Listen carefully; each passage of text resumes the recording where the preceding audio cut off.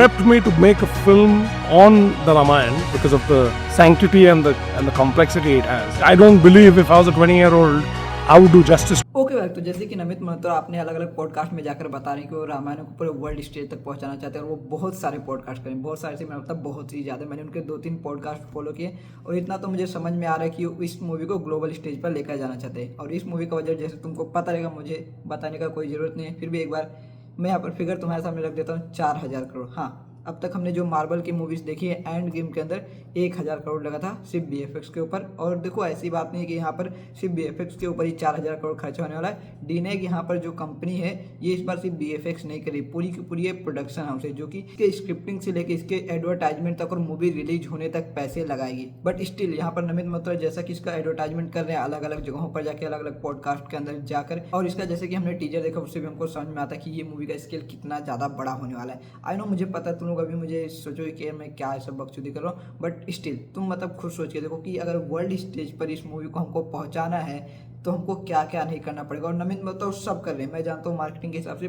Perfect कर रहे हैं। इसको वर्ल्ड स्टेज तक पहुंचाने के चक्कर में कहीं पर इसकी जो कोर आइडेंटिटी है वो ना खो दे। कोर आइडेंटिटी से मेरा मतलब है जो कि हमारे रूट के अंदर जुड़ा हुआ है रामायण के अंदर, उसको ना खो दे। क्योंकि यहाँ पर ऐसा नहीं है कि इस मूवी को सिर्फ इंडिया तक सीमित रखना, इस मूवी को US की ऑडियंस के लिए भी डिजाइन करना, इस मूवी को जापान के ऑडियंस के लिए भी डिजाइन करना, इस मूवी को रसिया के ऑडियंस के लिए भी डिजाइन करना। तो उनके परसेप्शन को ध्यान में रखकर अगर इस मूवी के अंदर चेंजेस किए रहेंगे, स्टोरी के अंदर चेंजेस तो नहीं मैं मान सकता हूँ, बट स्टिल फ्रेम्स के अंदर बाकी सारी जगहों पर उस मूवी को ध्यान में रखे कोई चेंजेस किए रहेंगे तो ये उतना ज़्यादा वर्थ इट नहीं होगा। मतलब हमको तो ठीक लगेगा, हम इसको एक्सेप्ट कर लेंगे, बट स्टिल कुछ लोगों को ये पसंद नहीं आएगा। मतलब जो हमारी रूरल इंडिया से आती है ऑडियंस, उनको नहीं पसंद है, क्योंकि इसमें वो अपनापन सा गायब हो जाएगा। देखो, मैं एक्टर्स के ऊपर कोई डाउट नहीं कर रहा हूँ, दोनों ही एक्टर्स बहुत अच्छे हैं। यश भी इसके अंदर रावण का रोल एकदम अच्छे से प्ले कर लेंगे, और अपने रणबीर कपूर भी, उनको तो भाई मैंने देखा। बट स्टिल यहाँ पर जो प्रोडक्शन हाउस इन्वॉल्व है, नमित मल्होत्रा, वो इस मूवी को इस तरह से प्रमोट करे कि ये उनकी कहानी है, उनकी मूवी है, ये एपिक सागा उनकी है।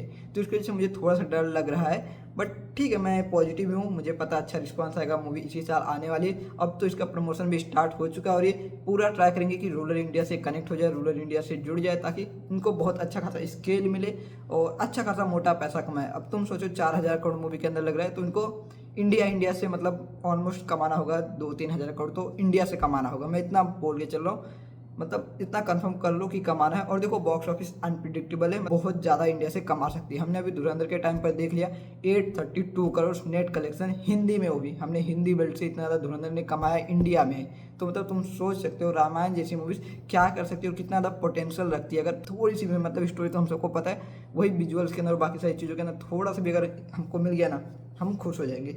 बट डर वही लग रहा है कि हमारी रूट को ना भूल जाए। चलो, अब इतना सब कुछ बात कर ले तो SS राजामौली की वाराणसी के ऊपर भी बात कर ही लेते हैं। तो देखो, वाराणसी का भी बहुत जोरों शोरों से प्रमोशन चल रहा है, और राजामौली इस बार ऑस्कर के लिए जा रहे हैं। आई नीड ऑस्कर, क्योंकि राजामौली के भी पॉडकास्ट में देख रहा हूँ, बहुत बड़ी बड़ी स्टूडियोज के साथ जाके पॉडकास्ट करे, और बाकी सारी जगहों पर पूरी टीम जा रही है। ऐसा नहीं कि राजामौली सर जा रहे, अब वो इतना टाइम मैनेज कर पा रहे, क्योंकि उनको पता है मुझे अपनी इस मूवी को ग्लोबल स्टेज तक लेकर जाना ही पड़ेगा, उनके पास और कोई ऑप्शन ही नहीं है। तुम खुद सोचो, उन्होंने बाहुबली और RR के बाद जो इंडियन सिनेमा को पूरी तरह से चेंज करके रख दिया ग्लोबल स्टेज पर, एक अलग ही नाम दे दिया, अलग ही पहचान दे दिया। उसके बाद से उनको मतलब कितनी ज़्यादा उनके ऊपर रिस्पॉन्सिबिलिटी है इंडियन सिनेमा को आगे पुल ऑफ करने की। एक बात और जो कि मैंने एक यूट्यूबर की वीडियो में सुना था, और स्टिल मुझे पसंद है, इसलिए मैं तुमको बता रहा हूँ। यहाँ पर जो हम हर बार इंडियन मूवीज़ को इसलिए कोसते कि हमारे जो BFX है, CGI, या फिर जो हम ओवर द टॉप एक्शन दिखाते हैं वो रियलिज्म नहीं लगता, रियलिस्टिक नहीं लगता। तो देखो, सिनेमा रियलिस्टिक होती ही नहीं है, हमारे दिमाग में इमेजिन करते हैं फिल्म मेकर, और उसको हमको एक अलग दुनिया में प्रेजेंट करते हैं। सिनेमा एक दूसरी दुनिया है जिसको हम देखते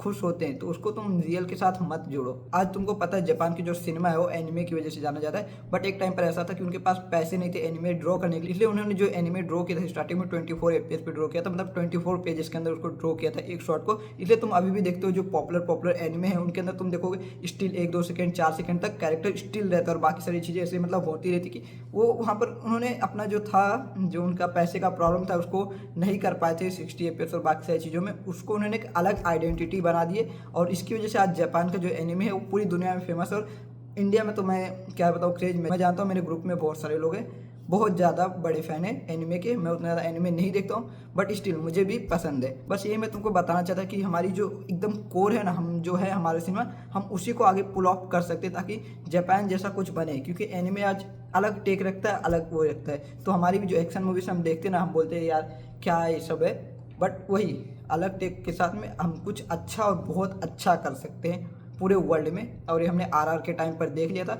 वहाँ की ऑडियंस जो मिस कर रही थी एक सिनेमा का इल्यूजन, उन्होंने आरआर के टाइम पे उसको सेलिब्रेट किया था। तो इसलिए मैं बोल रहा हूँ लाइक शेयर एंड सब्सक्राइब करना मत भूलना। और ठीक है, ये बस मैंने ऐसी वीडियो बना दिया, मेरे कुछ ओपिनियन थे ये सब के ऊपर लेके, और तुम भी अपना ओपिनियन जरूर कमेंट बॉक्स में बताना तुमको क्या लगता है क्या नहीं। मिलता हूँ नेक्स्ट वीडियो में। Thanks for watching. जय हिंद, बाय।